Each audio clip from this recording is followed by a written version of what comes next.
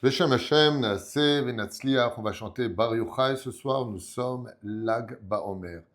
Jour spécial en ce lundi soir 4 mai, mais Yudchet du mois de Iyar. Yudchet, c'est le jour de la Hilula de Rabbi Shimon Bar Yochai, comme vous le savez tous, c'est aussi les lettres du mot Chai, celui qui redonne de l'espoir, qui a redonné la vie, Bezrat Hashem, puisque l'épidémie ou la guerre de la mort des élèves de Rabbi Akiva s'est arrêtée ce jour-là. Dévoilement de la lumière divine, extraordinaire personnage pour lequel j'aimerais, Bezrat Hashem, partager avec vous quelques histoires courtes et moralités sur cet extraordinaire personnage qu'était Rabbi Shimon Bar Yochai.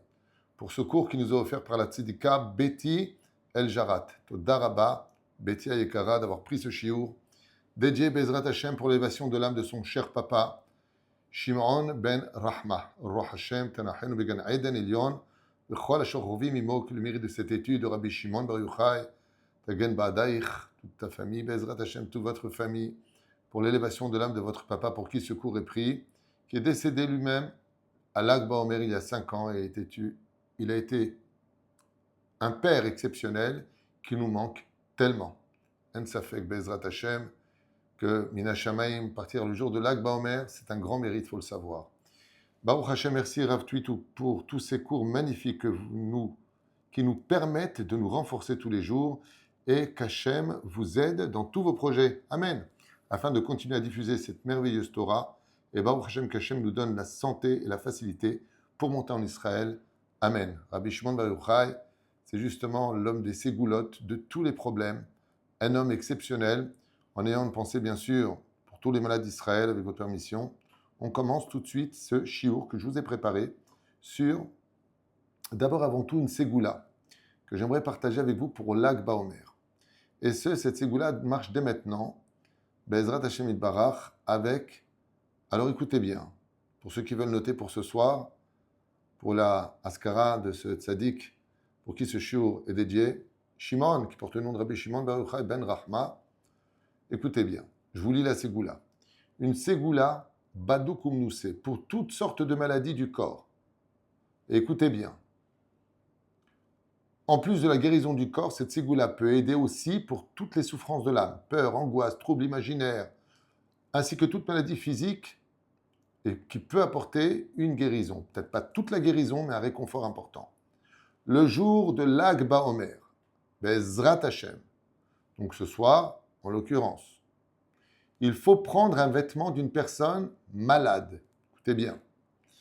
Un seul vêtement suffit. Même une chaussette ou un maillot de corps peuvent suffire. Pour l'essentiel, qu'il ait au moins porté ce vêtement pendant 2 minutes. Ensuite, bien sûr, il ne s'agit pas de prendre un vêtement propre, sortir de la lessive. On parle d'un vêtement qu'il a porté, tu le prends, tu lui mets, enlève ton vêtement. Et le jour de Lag Baomer, le soir, quand on allumera le feu en l'honneur de Rabbi Shimon Bar Yochai, en l'honneur du tzaddik, on dira la phrase suivante, je consacre ce feu en l'honneur de Rabbi Shimon Bar Yochai, puis, lorsque le feu commencera à brûler et grandir, on prend le vêtement, et de même que le vêtement de celui-ci qui est malade, donc on donne son nom au fils de sa maman, brûle, et qu'il soit de la volonté divine que disparaissent toutes les maladies et les souffrances du corps et de l'âme de cette personne, et on redonne son nom, Bezrat Hashem, le nom du malade, ainsi que de sa maman. Et de même que le feu, on dira, consume tout, qu'ainsi disparaissent toutes les maladies rapidement, avec miséricorde, par le mérite du Tana Elohim, Rabbi Shimon Bar Yochai, Sruto Yagen Alenu, qui le protège et éveille sur lui la miséricorde divine, et que le feu consume toutes les maladies qui l'ont attaqué. Puis dire 3 fois de suite, Eloke Rabbi Shimon Bar Yochai Aneni, alors Elaad et Rabbi Shimon Aneni, 3 fois de suite, et ensuite, il est possible d'ailleurs de faire cette ségoula pour n'importe quelle personne, bien sûr, et le malade n'a pas besoin de le faire lui-même ou d'être présent pour cela. On peut le faire aussi pour lui, tant qu'on a un vêtement à lui qu'il a porté au moins 2 minutes, qu'on l'aurait dans les mains. Et en prenant un vêtement, alors ce n'est pas la sorcellerie, bien sûr, c'est vraiment une ségoula, parce que dans le feu qu'on allume en l'honneur de Rabbi Shimon Bar Yochai, l'âme de Rabbi Shimon descendrait, à ce qui paraît, dans ce feu, selon la tradition juive. Pour ceux qui ne peuvent pas le faire à un grand feu, ils peuvent le faire aussi sur un barbecue avec des flammes, ken, et prendre même un récipient où il y aurait du feu en l'honneur de Rabbi Shimon Bar Yochai et mettre le vêtement à l'intérieur, Bezrat Hashem, pour qu'il brûle à petit feu.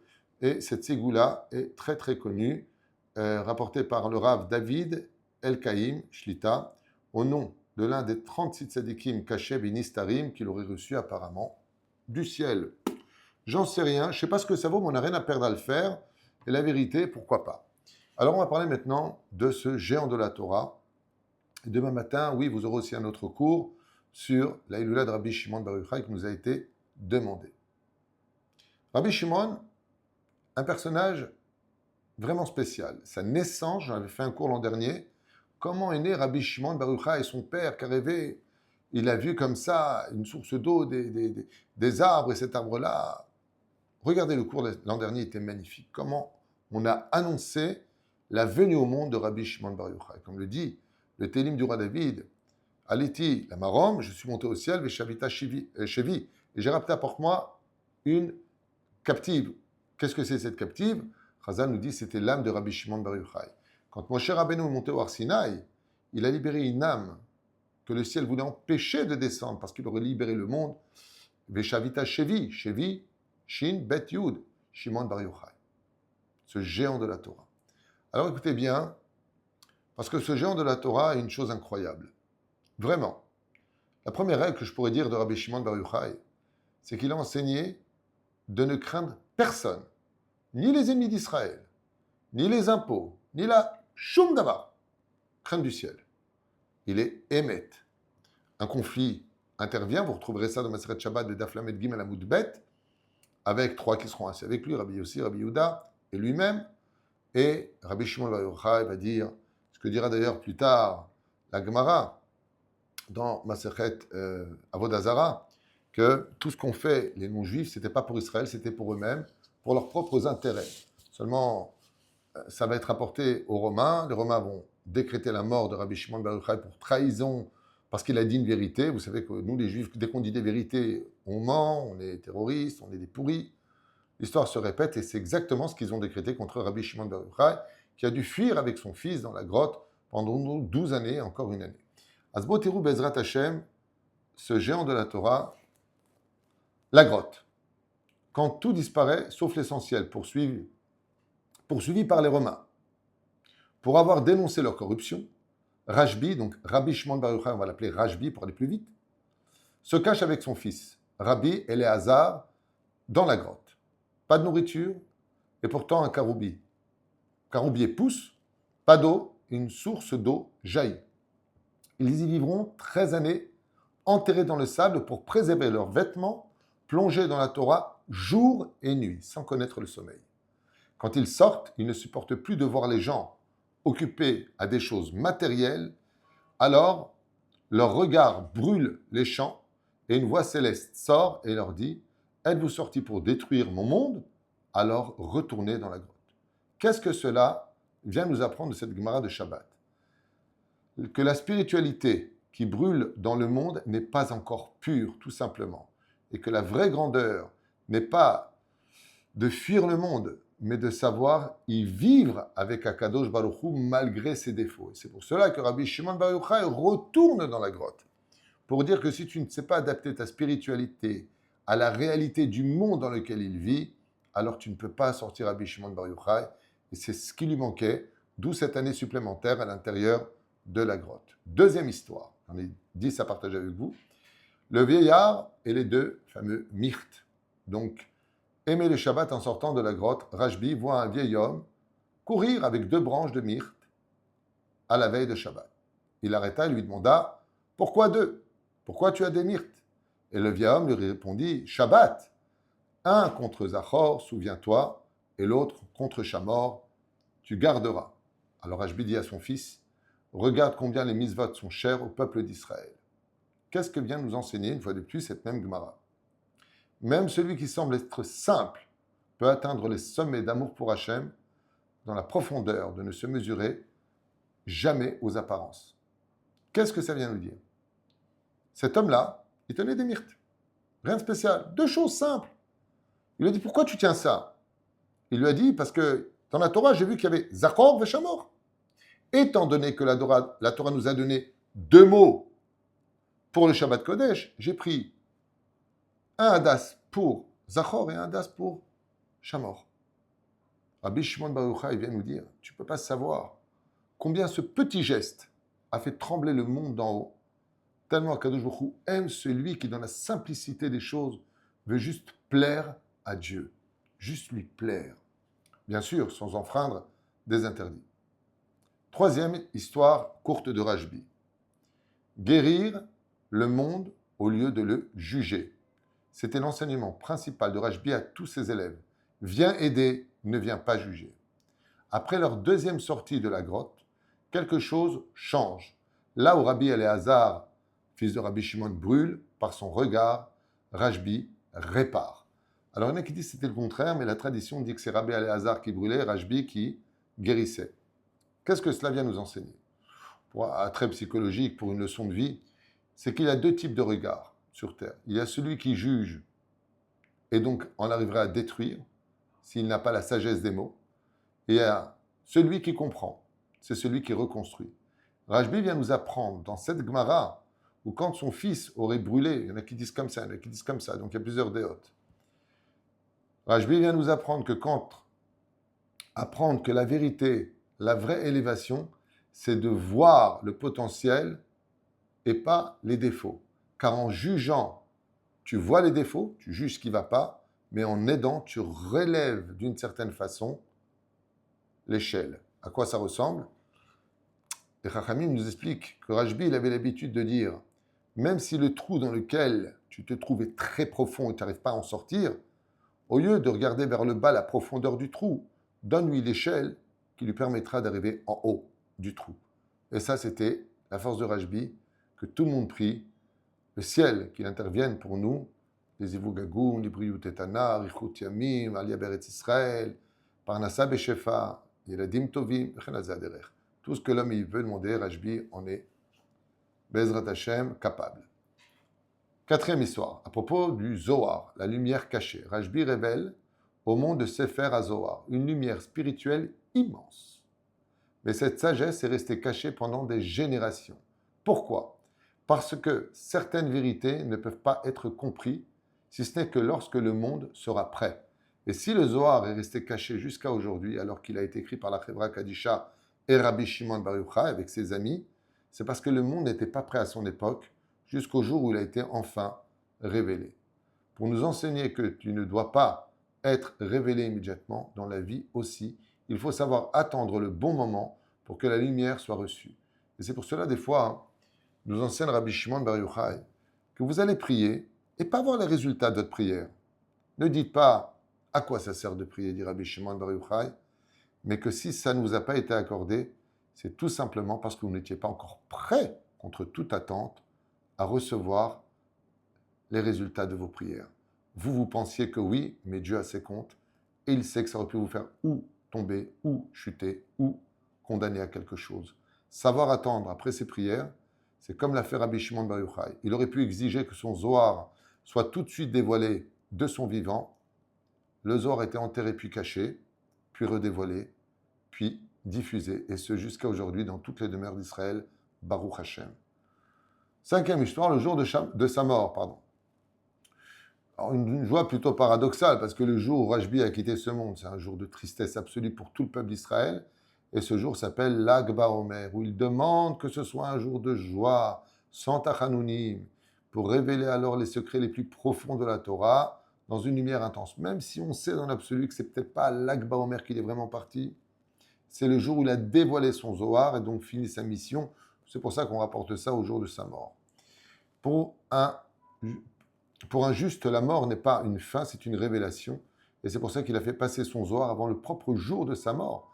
Parce que la mort du tzaddik, c'est une révélation. Et c'est pourquoi aujourd'hui, encore à Méron, on danse, on chante, on allume les feux, parce que la lumière de Rajbi ne s'est jamais éteinte malgré son décès. C'est pour ça que Rajbi ne nous demande pas d'être parfait, il nous met en garde, il nous demande de transformer notre regard, d'aimer les mitzvot avec simplicité, de ne pas fuir le monde, mais de le relever, de nous encourager et surtout de croire que même dans l'obscurité, une lumière immense peut naître si tout simplement tu y crois toi-même, tout comme Rajbi a eu un avantage. Il a toujours cru que ce n'étaient pas les conditions précaires dans lesquelles il vivait qui feront de lui ce qu'il doit être, mais Rajbi disait, c'est ce que tu es qui donnera l'environnement, ce qui doit te dévoiler à travers ta volonté. Et ça, c'est un enseignement puissant pour toutes les générations, signé Rabbi Shimon Bar Yochai. Dans la grotte, j'ai pas de quoi manger, j'ai pas de quoi boire, j'ai pas de livre, j'ai rien. Et c'est là-bas qu'il est devenu le meilleur. Leçon de vie. Ensuite encore, on continue, puisqu'on est à la 5e histoire seulement. Bezrat Hashem. Comme ça, c'est marqué, j'ai vu des hommes d'élévation, ils sont très peu. Rajbi a dit, d'une phrase célèbre, dans ma Masechet Souka, à la page 45 à Moudbet, j'ai vu des gens d'élévation, s'ils sont 1000, je suis avec eux. C'est aussi marqué dans Sanhedrin, derrière Hagav. S'ils sont 100, je suis avec eux. S'ils sont 2, mon fils et moi. Rajbi, on lui a dit, et s'il n'y en a qu'un, il a dit, c'est moi. Mais ce n'est pas de l'orgueil. C'est juste une douleur. Il voit un monde où peu cherchent la vérité intérieure. Car Rajbi avait l'habitude d'enseigner, chers amis, que la vraie grandeur, ce n'est pas d'être nombreux, mais c'est d'être vrai. Et quand il dit que s'il y avait un seul tzaddik dans ce monde, ce serait lui et son fils, c'est parce que personne n'a autant cherché la vérité des mondes d'en haut comme Rabbi Shimon Bar Yochai. Okay? Et cela vient nous apprendre à ne pas dépendre du regard des autres pour vivre une vie authentique. Voilà ce qu'a voulu dire Rabbi Shimon Bar Yochai. Qu'en réalité, le vrai tzaddik, c'est celui qui cherche la vérité là où elle est, sans la transformer là où ça le dérange. Le miracle du champ. Donc la bénédiction, dans la simplicité, un jour, traversa le champ de sécher, il prie et le champ devient vert. Donc un jour, on raconte comme ça que Rabbi Shimon Bar Yochai traversa un champ qui était complètement désertique, asséché, et il s'est mis à chanter en l'honneur de Dieu et à étudier la Torah. Et il s'est passé un miracle aux yeux de tous. Tout le champ qui était jaune et grillé, brûlé, séché, est devenu verdoyant et magnifique. Des fleurs intégralement, tout a poussé d'un coup.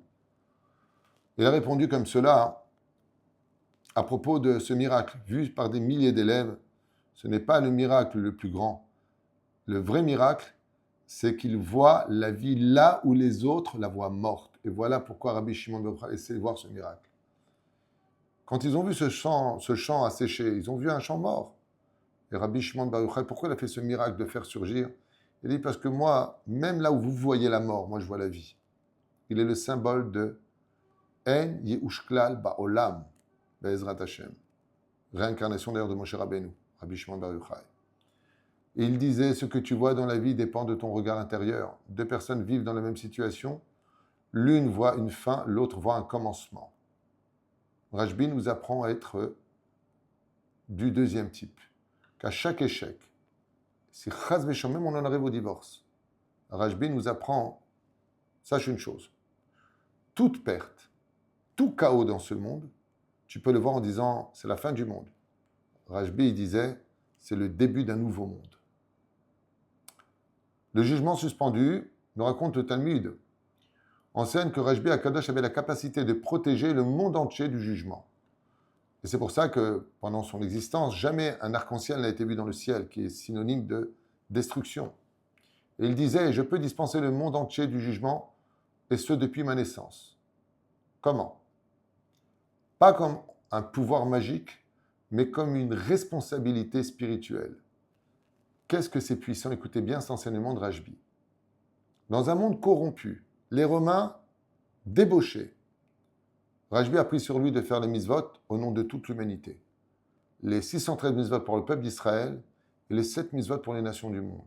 Et il a dit, c'est simple, quand tu vis dans une famille où tu es le seul religieux, multiplie encore plus tes mitzvot pour que tu deviennes un dôme de fer, une protection pour ceux qui étaient encore loin de la vérité.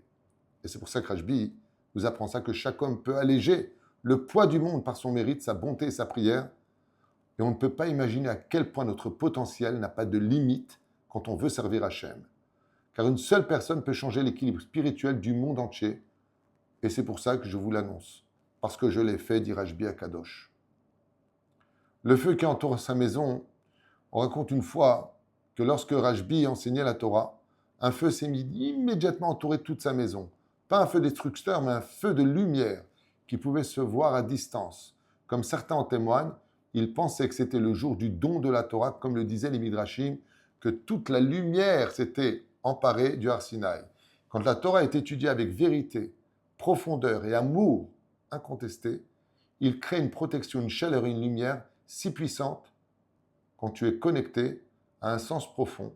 Même le chaos extérieur est atteint par cette lumière. Et c'est pour cela que tout le monde voyait autour de la maison de Rashbi une lumière intense. On savait que Rashbi était en train d'étudier la Torah et que le monde qui était chaotique reprenait espoir à l'extérieur. D'ailleurs, c'est quand même incroyable parce que ça veut dire que toutes les kolélim, les yeshivot qui étudient la Torah, nous, on ne le voit pas. Mais ceux qui donnent de l'espoir, qui peuvent guérir un malade qu'ils ne connaissent pas. C'est Rashbi qui dit ça, c'est pas moi. Celui qui est assis en train d'étudier la Torah, il peut sauver un juif de l'autre côté du monde par sa lumière. Et nous, on ne le voit pas, alors on le critique. Mais si on savait combien l'étude de la Torah peut sauver le monde, on serait heureux d'avoir des fils assis en train d'étudier la Torah.